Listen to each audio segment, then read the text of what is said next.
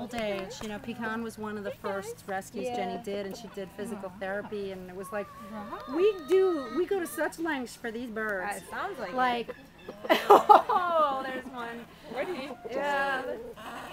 You guys, you have seeds. You have seeds. You don't have the stuff you love terribly. They just, look how cushiony and nice. We have these volunteers clean it out. We do our best. I mean, it's a job and a half. Oh, it's a lot of work. It is. We wouldn't survive without volunteers. Was this one of the Bronx birds too? No, she's actually been there a while, but she's one of the ones that just, it's not growing back so well. She was another sort of equally tricky rescue. Is that what color their skin is, or is it? Yeah, that's their skin. Though my rooster, his skin is black underneath, and he's this weird kind of chicken. Hi, honey. Look at this poor soul. I think this is cute. Oh wow.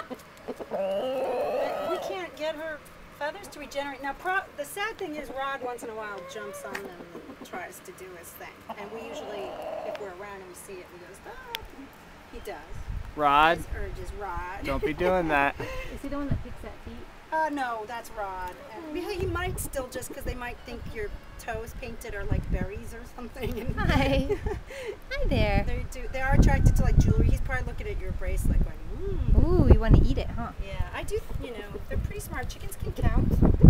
You know, they look at this too big one here. You can see really terribly what happened to her. Oh yeah, I see. This little, I think that's Kira.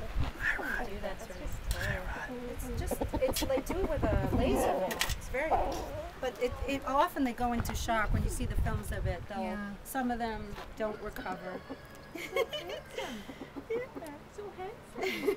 What's this one's name? Which one? This that one. white one? That's Rod. No, this one. Oh. I'm sorry, he's pointing at you.